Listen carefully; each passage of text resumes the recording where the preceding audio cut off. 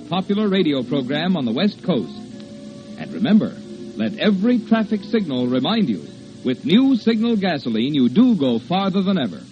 Look for the familiar big yellow and black circle sign that identifies those popular Signal service stations in 7 western states from Canada to Mexico. And now the Whistler's strange story. 6-letter word for death.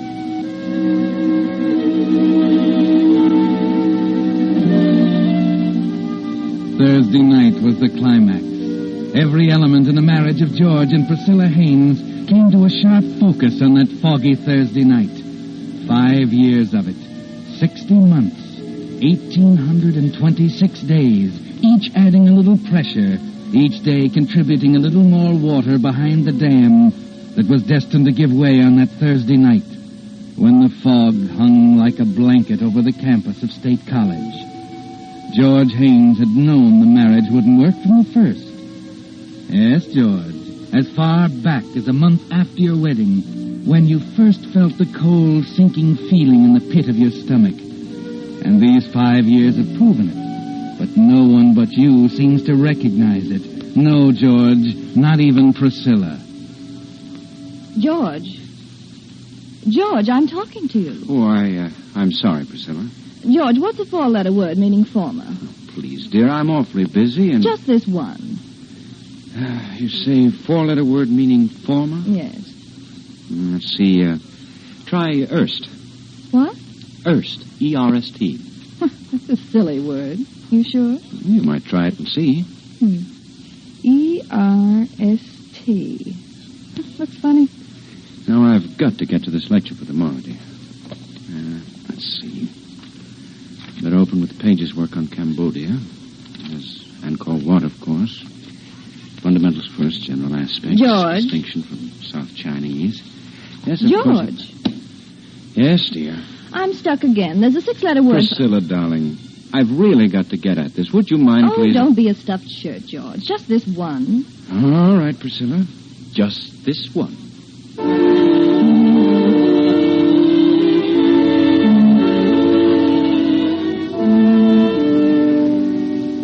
No, George. No one seemed to recognize the real trouble. The president of State College, Dr. Dawes, didn't get it either, did he, George? There was no way to explain it to anybody. Tell me, George, what's wrong? I'm afraid I don't understand, Dr. Dawes. Yeah, I'm afraid I don't either. As you know, the Regents have been considering you and Larry Price as possibilities for the chairmanship of the history department. I'd put a lot of faith in you, George. Now I'm beginning to wonder. I know my work has fallen off. What's the matter, George? I guess it's nerves or something. Maybe you need a rest. Why don't you take Priscilla and go No. on? I'm sorry, Dr. Dawes. I'd better go.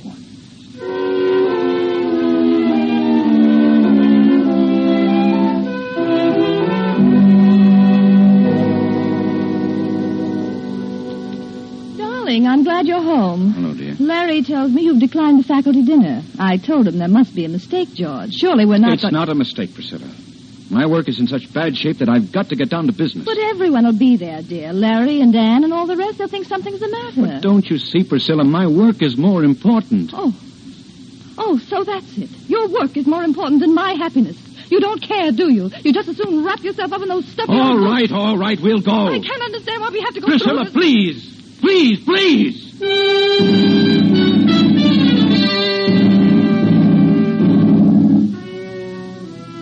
Larry and Ann and all the rest. They didn't get it either, did they, George?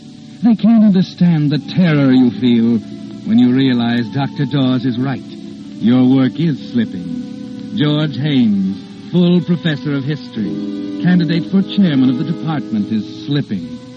You feel as if you're standing at the edge of a cliff, and Priscilla, with her inane remarks, her perpetual round of afternoon teas, faculty dinners, and 1,000 other distractions, is easing you over the brink. 5 years of it, George. 5 long years. And each day, each hour, building like a tower of blocks, designed to topple into ruins on that foggy Thursday night. The night Priscilla invited Larry and Ann to the house for an evening of bridge. George, of all the stupid plays, that one takes the prize. First you double them into game, and then you... Well, he wouldn't have doubled if you hadn't bid clubs, Priscilla. Oh, that had nothing to do with it. He was I'm simply... sorry, Priscilla. I guess I wasn't paying much attention to the game. Lucky for you, we're not playing for 1/4%, George. That's enough, Larry. Huh? What's the matter, Anne? George is tired. Maybe we better go. Go? Oh, don't be ridiculous, Andy. The evening's just started. I really have got to admit that I am a bit bushed. Nonsense. Well, let's see. That's 120 below the line. Where's the pencil? Here, take mine. Oh, thanks. 120. 700 rubber. You are tired, aren't you, George? Oh, would you think I was awfully rude if I... Don't be silly. Of course you're being rude. George just wants an excuse to get at those dusty old books of I his. don't mean that at all. I'm very tired And terribly stupid, according to the score here. Priscilla. Larry, that makes your total score 2,700. I'm talking to you, Priscilla. George, dear, let's not have another one of your scenes, shall we? That's just the trouble. There haven't been enough of them. Why, George, dear. I've kept quiet too long. That's the trouble.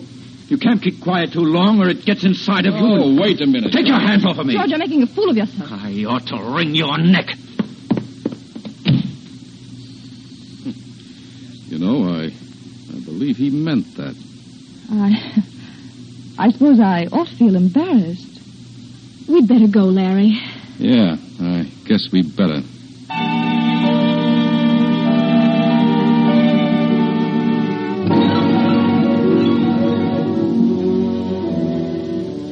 So the blocks toppled, didn't they, George? You've spoken your piece, told Priscilla you could wring her neck, and you almost feel as if you could, don't you? She won't speak to you now, and for the first time in 5 years, the house is silent. Larry and Anne have gone home to the house next to yours on Faculty Row. Outside, the fog is cool and clean, and you suddenly want to lose yourself in it, to feel it press around you and clear some of the haze out of your mind. 15 minutes later, you find yourself near the bell tower on the campus.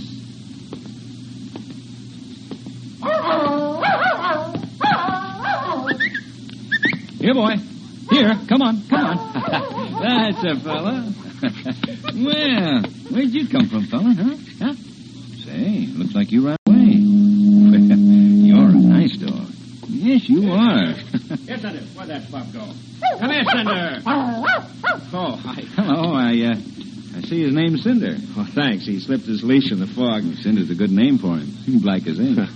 Haven't had a chance to do much with him. Only had him a couple of weeks. Well, I'm quite fond of cockers, particularly black ones. May I ask you where you got him? Certainly at the Coldwater Kennels, about 3 miles from here. There you are, boy. Well, we better run along, Cinder. Thanks for catching him. Not at all. Night. Good night. Cute cocker. Cinder. 11 o'clock. There's good. Well, better be getting back.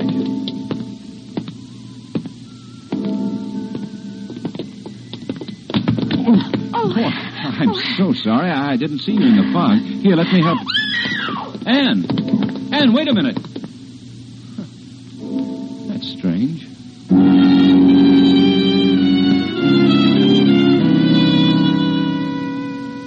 Yes, George, that was strange, wasn't it? You're sure it was Anne, as sure as you could be of anything in that fog.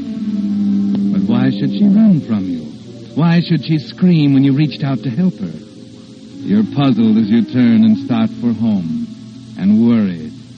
The fog takes on an ominous quality, closing in on you, causing you to hurry faster and faster as you get closer and closer to home.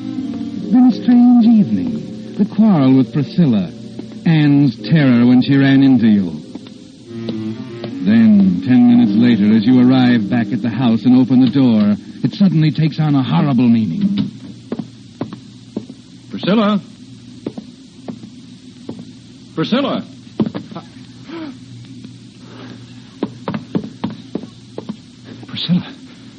Priscilla? Dead. Strangled.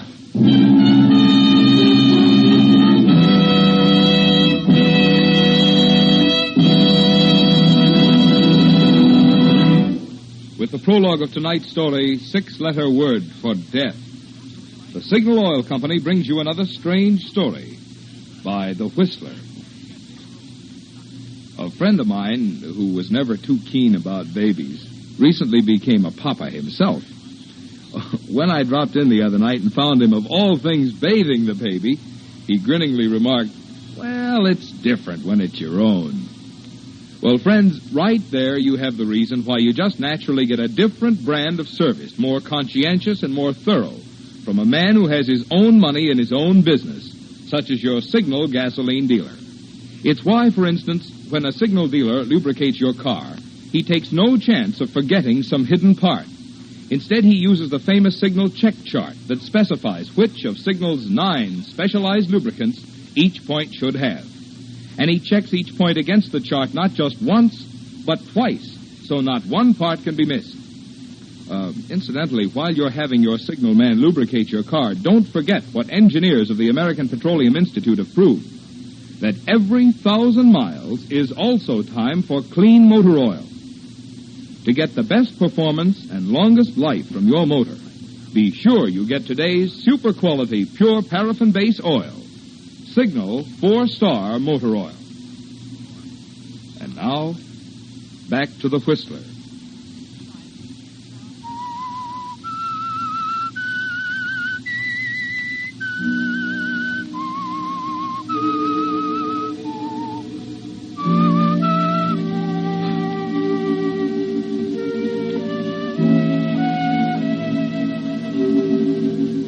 Yes, George, Priscilla is dead, strangled, lying on the floor by the window, a crossword puzzle and pencil beside her.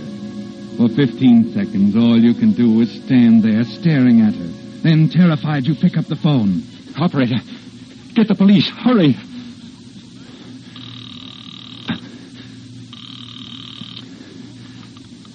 Police station, Sergeant Holland.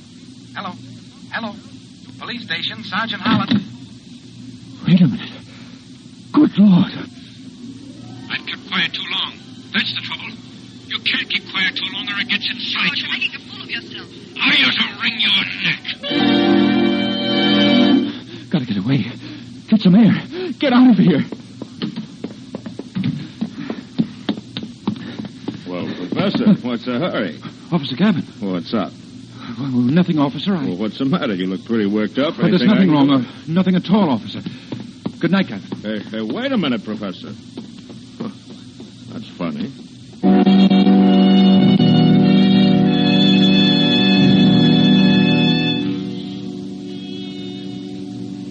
The fog, George.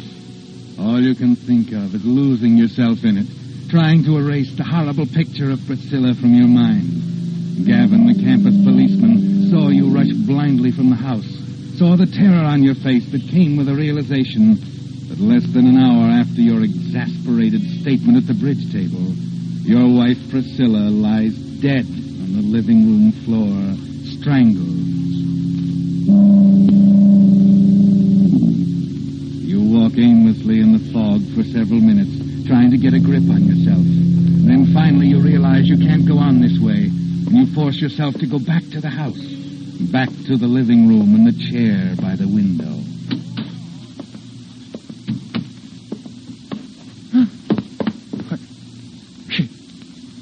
She's gone.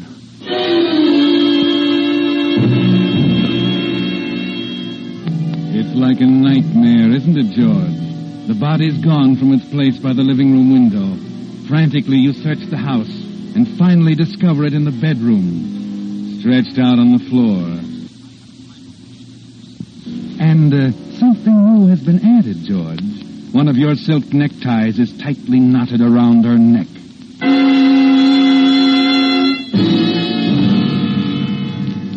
Well, George, it's clear now. You're being framed. The minute it takes your fumbling fingers to take off the necktie seems a year. And you can almost hear the police outside as you burn it in the stove. And then you dash next door to Larry's.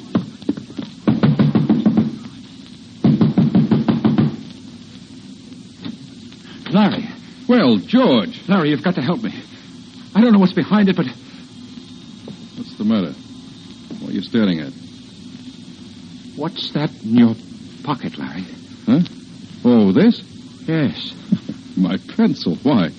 Your pencil? Yeah. What's wrong with that? Say, what's happened, George? Tell me. Nothing, Larry. Nothing.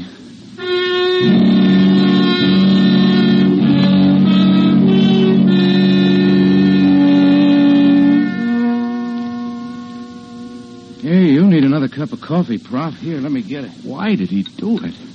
What reason could he have for Get ahead of yourself, Professor. You're not sure? I'm positive, Charlie. The pencil was right next to her body when I first went in. When I went back, she'd been moved, and the pencil was in Larry Price's pocket. That's pretty serious stuff. Charlie, you believe me, don't you? You don't think I know. Almost makes me sick to think of it. I came here because I had to go somewhere. I thought that you'd... Sure, I believe you, Prof. Thanks. Brother, you're in a tough spot.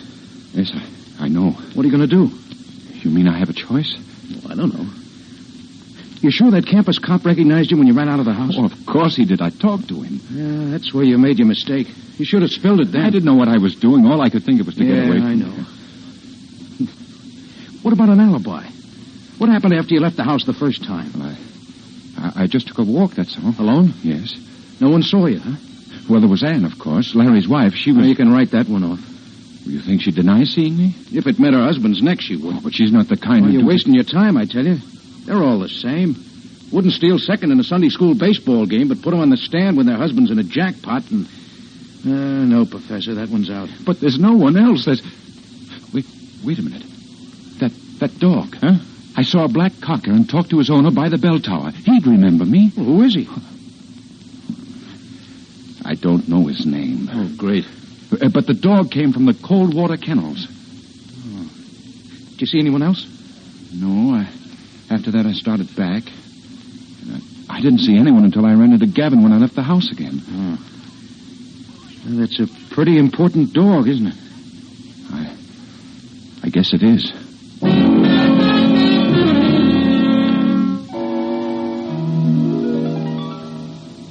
I'm awfully sorry. I would have telephoned, but the telephone... But the telephone was disconnected. Now, look. It's 1 a.m. in the morning, and I have no intention... Wait a minute, will you? I told you this was a matter of life and death, or we wouldn't have come. My good man, the cold water kennels deal exclusive in Cocker Spaniels. Over 100 dogs we have. More than half of them are black. How in thunder do you expect... But he said he bought in 2 weeks ago. Look, we've sold 30 dogs in the last 2 weeks. You don't know the man's name, don't even know what he looks like. You come here and get me out of bed at 1 a.m. in the morning and expect me to make miracles with a sales record. It don't make sense. All right, Mr. Coldwater. Come on, Professor. Believe me, I'm sorry, but if you only had something else to go on... Wait a minute. The dog's name was Cinder. Does that help? Yeah, there was a man. Wait. Call him Cinder. I remember now.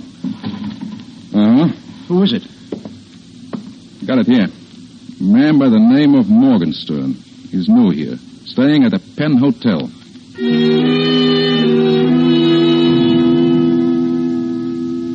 Morgenstern? Let me check the register. Morgenstern. Where have I heard that name? Morgenstern. We had him here a couple of weeks ago. Kendrick P. Morgenstern. Yeah, I remember him now. He came in one night with a dog, and we had to tell him it wouldn't go here against the house rules. I've seen that name. I know it. You've got a forwarding address? No, he just moved out. He was kind of sore.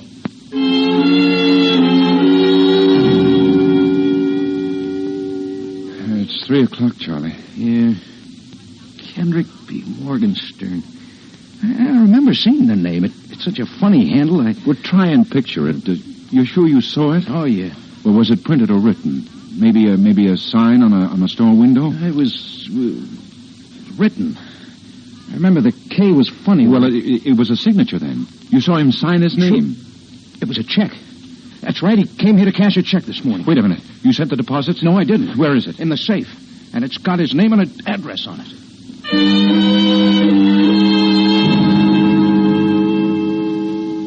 I'm sorry, Mrs. Brandon. I know it's late, but we've got to find him. You say he was staying here? Well, it was funny. A nice man, Mr. Morgenstern, but odd. He come here from the hotel with his dog about 2 weeks back. Thought the world and all of that. But you dog. said he's gone now. Where is he? Well, I'm getting to that. He only took the room for 2 weeks, being he's due to go east tonight on the plane. East where? Well, I don't know. When? What plane? Left at midnight. But come 11 o'clock, he decides to take his dog walking. Well, I don't see him for over an hour. 12:30 it was. But then the plane's gone. But then he's here. Oh, no. Left in an awful hurry. Think he was going to catch the next plane at 2 a.m.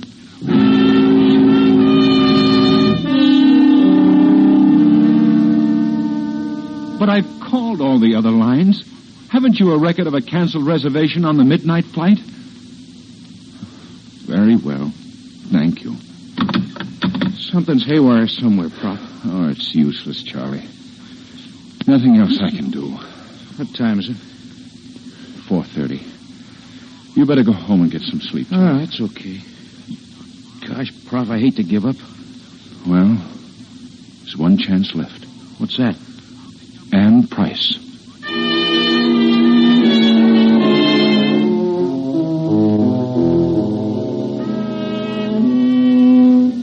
It's a slim chance, George, but it's the only one you have. After you leave Charlie, as you walk slowly through the campus toward Faculty Row, you try for the first time to think it through, to reason it out somehow.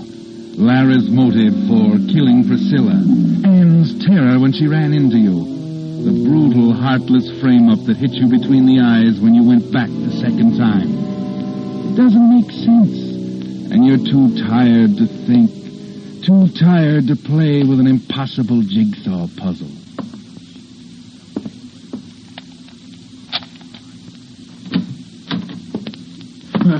Professor Haynes? Oh, yes, Schultz, Homicide Squad.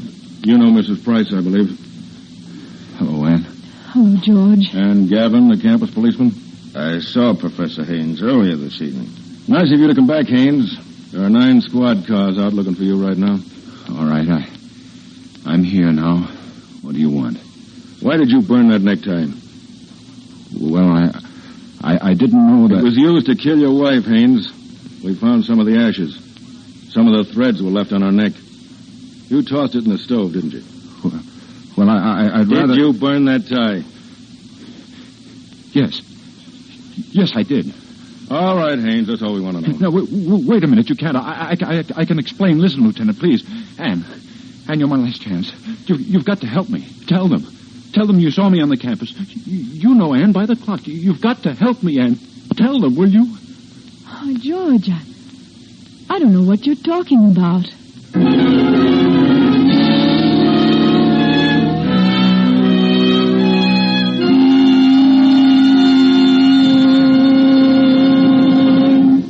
The Whistler will return in just a moment with the strange ending of tonight's story. But now, in honor of the Boy Scouts of America, our sponsor, the Signal Oil Company, has asked me to bring you a special message. What is a Boy Scout? Well, a Boy Scout is a boy who keeps himself physically fit. He avoids alcohol and tobacco. He guards his tongue from loose speech or boasting or a sacrilege. When he speaks of anyone, he tries to speak well of him. His scout good turns to someone each day make him many friends. For the way to have friends is to first be one. He always tries to be a useful citizen. He helps his community. Another big thing a scout enjoys is camping. There he finds fun in games or swimming, finds new friends in woods and other fellows. And there among the trees or under the silent stars or by the campfire's ruddy embers, he dreams out his great tomorrow. Those excerpts from the Scout Handbook tell you better than any words of mine why the Boy Scouts deserve your wholehearted cooperation. Tell you why. If there's a boy in your family nearing the age of 12, you could do him no better turn than to encourage his joining the Boy Scouts of America. And now, back to the Whistler.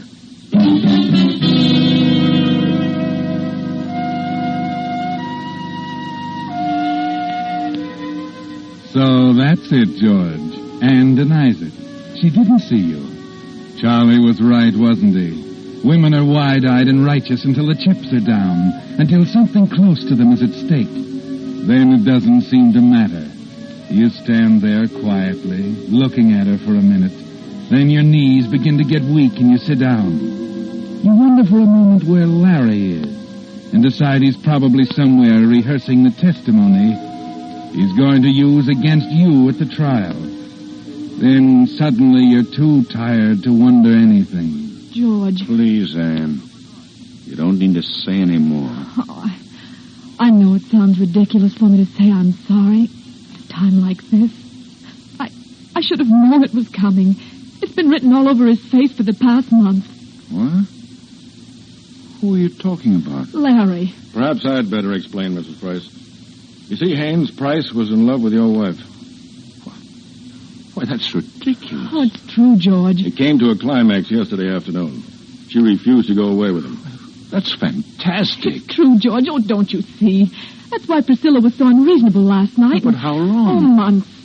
I thought Larry was acting strangely last night after we got home.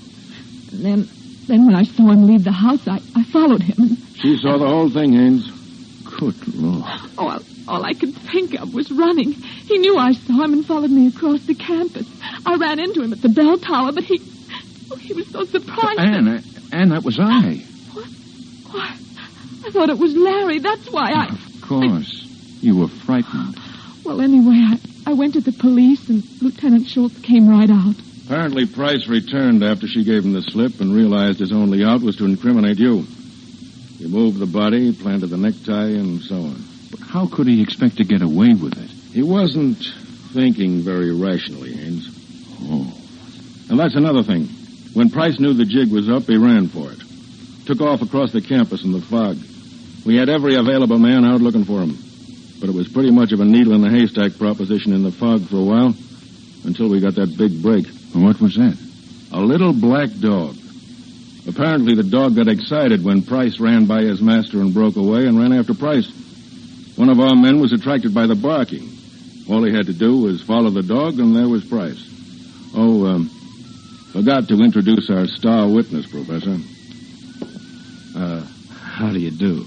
This is the dog's owner, Mr. Morgenstern.